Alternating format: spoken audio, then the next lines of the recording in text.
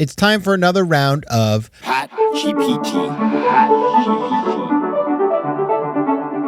Our topic today is, what did we actually learn from the early 2000s tech bubble? Okay, ready to go? Start generating. Now, why do I want to talk about this? Well, because we have, as our guest on Thursday, somebody who lived through that tech bubble, Tom Conrad. He was at pets.com, one of the sort of poster childs, as it were, of the cray-cray times in the late 90s, early 2000s. I was there for that. I was a baby venture capitalist investing in companies in Latin America. The one that was like the real, the toughie was a company called Star Media. Google that. Company that my firm invested in and made like 800 times its money or something crazy. And then it went public. It was public, that's why the valuation was so high. And then over time, it just went back down to zero. Then we invested in a company called Patagon, which was the sort of the first big fintech in Latin America. That one we made a crazy return on, massive return. But what was insane about it is we actually sold it to Banco Santander in Spain. And after announcing sale, the market crashed, and we were so worried they were going to pull their offer, which was more than $500 million. They did not. So we were rushing to close that deal, and then they bought it, and it turned out to be basically useless to them. So that was kind of nuts. And then there was a company called Mercado Libre. You may have heard of Mercado Libre because I am currently the spokesperson, brand ambassador for one of their divisions, Mercado Ads. So you've been following what we're doing there. You've seen that. And Mercado Libre was a company my firm invested in, and then they raised a bunch of money right before the crash, and that was enough to get them through, and now they're one of the most valuable companies in the world. So the point being here is that there were lots of winners and losers. It was highly unpredictable. It was a crazy time where there were no metrics. People were investing in things that were completely untied to real value. It was just a crazy time. So what did we learn? And did we actually learn it? That's what I want to talk about today. So I want to start. I got 5 things for you. 5 things that, I think we were supposed to have learned from the tech bubble of 2099 when the old NASDAQ fell from around 5,000 to around 1,300. The first one was focus on sustainable growth.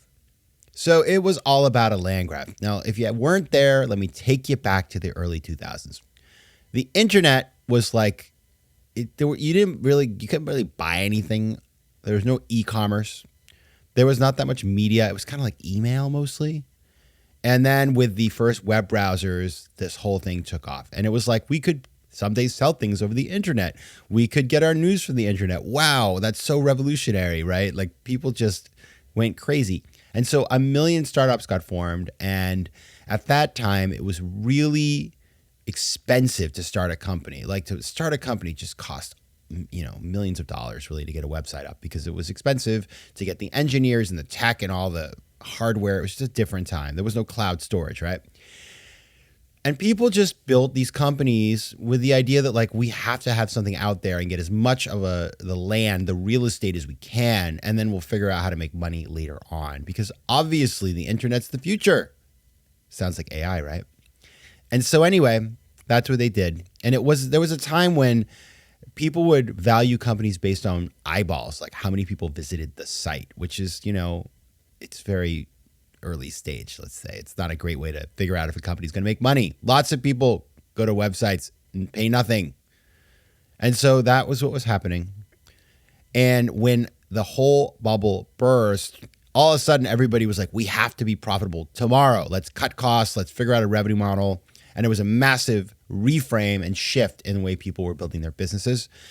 Kind of like what happened now in 21, 22, when you had all these companies that were just like, highly valued, spending all this money, being very focused on growth. And then they realized, the bubble has popped. We may not be able to get more capital. We got to become profitable as soon as possible. So history repeats itself. Did we learn anything? Not really. I'd say we didn't. That is the venture capital cycle. It's like people have frothy times, then they have very difficult times, and they have to tighten their belts. So that is just the nature of the beast. I don't think that would change. I don't think people are going to change the way they do things. Like, look at AI, right? All right. That is number one. We'll come back for 2 through 5 right after the break. FOMO. Okay, so what did we learn from the bubble of early 2000s? Well, another thing we learned was to have realistic valuations. In other words, so much of the bubble, a bubble by definition is when valuations get way out of control. And as I said, people were valuing companies based on eyeballs and other really stupid metrics. They were also taking companies public, and then these public companies would sort of have a massive pop. And then everybody was jumping into these stocks and it was super, super, super crazy. And then it all crashed and everybody lost all their money. I remember a colleague of mine, I was a banker at the time, put his entire bonus into internet stocks and he lost it all. I remember investing in the public shares of a company called El Sitio. LCTO was the ticker. It was a Latin American kind of tech portal, like Yahoo style. And I think I bought it at 30, and then it went down to basically pennies per share. I started calling it El Sitio. And then they did a reverse stock sort of split, and it was just a disaster. I lost all my money. So yeah, that was a time where we realized valuations were completely unconnected to reality. Now, did we learn anything? Well, based on what happened the last couple of years, not really. Again, valuations got way out of control. I would say less crazy than they were 20 years ago, but still completely ridiculous. All these massive rounds of VC and companies that have no future, it's ridiculous. And so we didn't learn all that much. Again, I think it's a VC thing, but come on, people. I got to tell you, people who were around in 2000, a lot of them, they were much more cautious than people who didn't see the mess and have to clean it up. Number 3, diversification and risk management. Never go all in an industry, right? Be diversified. And that was something that happened a lot in the early days of the internet. A lot of consumer and media stuff, all that stuff crashed to zero. Entrepreneurs themselves didn't have revenue models. They had to learn how to diversify. They couldn't just live off VC dollars. So it was a painful transition. It was really the maturation point of the internet itself came as a result of these challenges. So that's good. Now, did we learn anything? I think we did here. You see companies now much more focused on building sustainable business models. Now, there are examples where that did not happen. NFTs are a great example of that. Just totally that's an all-in bet on something. It's the future is here. Let's bet on it. Okay. How did that work out for you? So I think kind of we learned something here. I would say it's I'll give it a 5 out of 10. Better than the other two. Number 4, focus on your customers. So what happened in the early 2000s is everybody was just how do I get VCs? How do I get VCs? Not really that worried about solving real world problems, meeting customer needs, right? It was just a lot of things people didn't need. Did we learn anything? Well, I just mentioned NFTs. So we did not learn that much on this one. And I think this always happens. You have companies. I remember just Tinder for dogs was something I read about in the last sort of couple of years. Do we need Tinder for dogs? No, we do not.